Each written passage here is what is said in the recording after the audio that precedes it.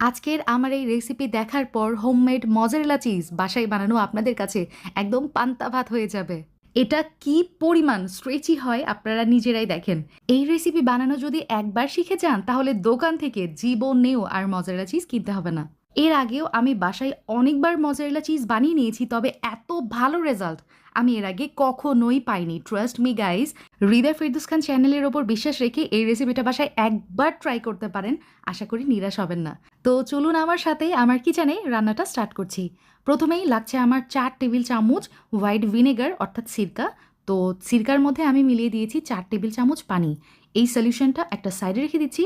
আর এখন লাগছে আমার গরুর কাঁচা দুধ। এখানে নিয়েছি 1.5 লিটার পরিমাণ। চুলার জালটা অন করে দিব। আর এটা হচ্ছে ফুল ফ্যাট মিল্ক, ঠিক আছে? অর্থাৎ যেই দুধে ননি যুক্ত থাকে সেটাই। আপনারা যারা গ্রামে আছেন এই দুধ ম্যানেজ করা কিন্তু কোনো ব্যাপারই না।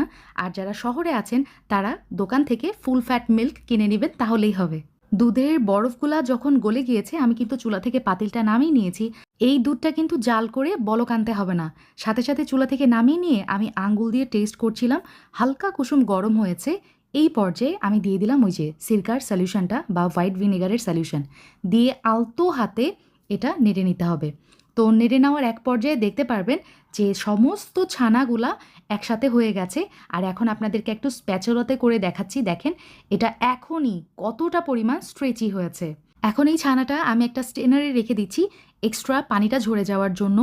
আর এদিকে যেই পানিটা বেঁচে গেছে দুধের পানি, এটা কিন্তু ফেলবেন না। এই পানিতে অনেক ভাইটামিন থাকে, পাশাপাশি এটা আমি ফ্রিজে সংরক্ষণ করে রাখি। আর এই পানি দিয়ে রুটি পরোটার ডো বানিয়ে নিলে রুটি পরোটাগুলো অনেক বেশি সফট, টেস্টি এবং ফ্লাফি হয়। 10 মিনিট পরে ছানা থেকে বেশ খানিকটা পানি ঝরে গেছে। আমি স্ট্রেনার থেকে এই যে দেখেন আমি প্যানের মধ্যে ছানাটা দিয়ে দিলাম।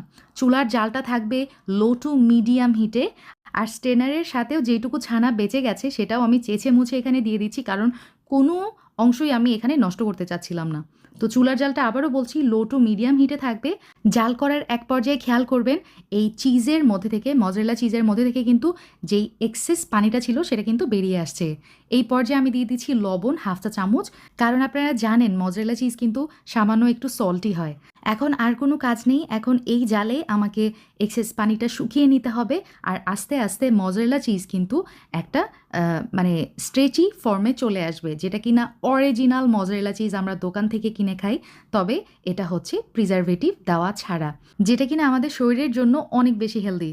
আমি দ্রুত প্যান থেকে এটা কাপে করে নিলাম আর এটা কমপ্লিটলি ঠান্ডা হওয়ার জন্য আমি রেখেছিলাম নর্মাল ফ্রিজে।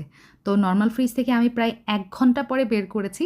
এখন আপনাদেরকে দেখিয়ে দিচ্ছি যে এটা একদম দোকানের কেনা মজার